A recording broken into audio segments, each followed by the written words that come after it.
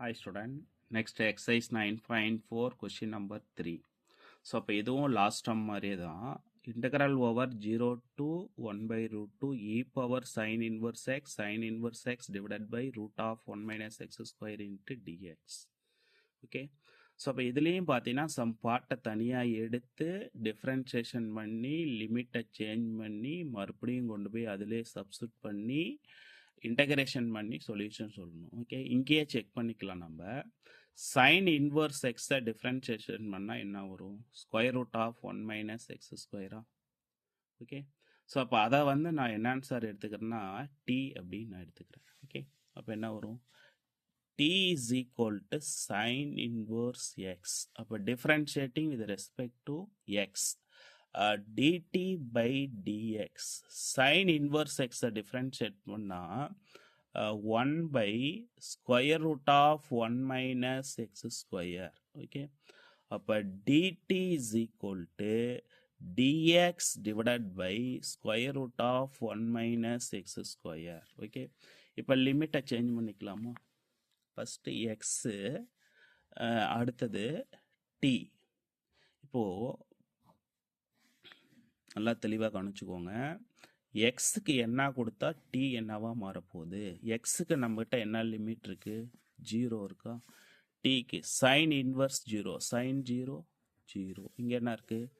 எக்ஸுக்கு 1 pi root 2வா? அப்போ சைன் 1 பை ரூட் 2ங்கிறது 45 டிகிரி. 45 டிகிரியோட ரேடியன் எவ்வளோ சார்னா பை பை 4. ஓகே ஸோ அப்போ இதுக்கப்புறம் நான் என்ன சார் பண்ண போகிறேன் அப்படின்னா இப்போ கொண்டு வந்து சப்ஸ்டியூட் பண்ண போகிறேன். இன் டேர்ம்ஸ் ஆஃப் எக்ஸ் எல்லாம் இன் டேர்ம்ஸ் ஆஃப் டியாக கன்வெர்ட் பண்ண போகிறேன். ஓகே அப்போ I is equal to integral over 0 to pi by 4, 0 to pi by 4. Okay அப்போ e power tan inverse x sine inverse எக்ஸ்னாவே டீயா. அப்போ சைன் இன்வர்ஸ் எக்ஸுக்கு பதிலாக டி போட்டுக்கலாம். Okay e power sine inverse எக்ஸ்க்கு பதிலாக இ பவர் டி போட்டுக்கலாம். இங்கே பாருங்கள் dx by root of 1 minus x ஸ்கொயருக்கு பதிலாக என்ன சப்ஸ்டியூட் பண்ணிக்கலாம்? டிடி சப்ஸ்டியூட் பண்ணிக்கலாம். இதுவும் பார்த்தீங்கன்னா ஐலெட் ஃபார்மெட்டில் தான் வருது இல்லையா? ஸோ அப்போ ஐலெட்டில் நல்லா தெளிவாக கவனிச்சுக்கோங்க. டீங்கிறது அல்ஜிப்ராவில் வரும், ஈங்கிறது எக்ஸ்பென்ஷியலில் வரும். அப்போ ஃப்ரண்டில் எது இருக்குது? அல்ஜிப்ரா ஃபஸ்ட்டில் இருக்குது, எக்ஸ்பென்ஷியல் லாஸ்ட்டில் இருக்குது. ஓகே அப்போ ஃபஸ்ட்டு நம்ம எதை சார் எடுத்துக்கலாம்னா அல்ஜிப்ராவை எடுத்து டிஃப்ரென்ஷியேஷன் பண்ணிக்கிட்டே போகலாம். இ பவர் டியை இன்டகிரேஷன் எடுத்து என்ன சார் பண்ணலான்னா இன்டகிரேஷன் பண்ணிகிட்டே போகலாம். ஓகே ஸோ அப்போ ஃபஸ்ட்டு தனியாக பிரிச்சுக்கலாம். எப்படி சார் பிரிச்சுக்கலாம்னா டிஃப்ரென்ஷியேஷன் தனியாக இன்டகிரேஷன் தனியாக பிரிச்சுக்கலாம். ஓகே அப்போ ஃபஸ்ட்டு என்ன சார் இருக்குன்னா டீயை டிஃப்ரென்ஷியேஷன் பண்ணோம் அப்படின்னா என்ன வரும்? இன் டேர்ம்ஸ் ஆஃப் டீயை டிஃப்ரென்ஷியேஷன் பண்ணால் 1. நெக்ஸ்ட்டு மறுபடியும் கான்ஸ்டண்ட்டை டிஃப்ரென்ஷியேஷன் பண்ணால் 0. நெக்ஸ்ட்டு இ பவர் டியை இன்டகிரேஷன் பண்ணால் இ பவர் டியை இன்டகிரேஷன் பண்ணால் இ பவர் டி.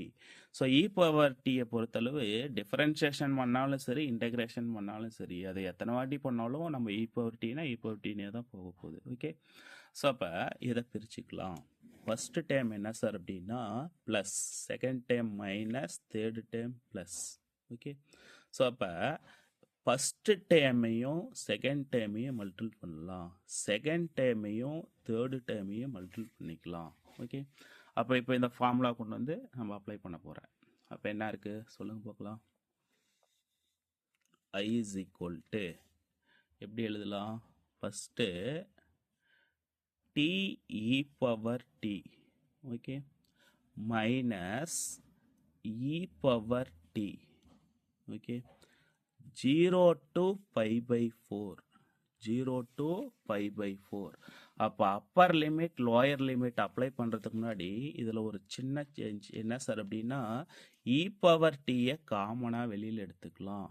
மீதி என்ன இருக்கும்? D minus 1.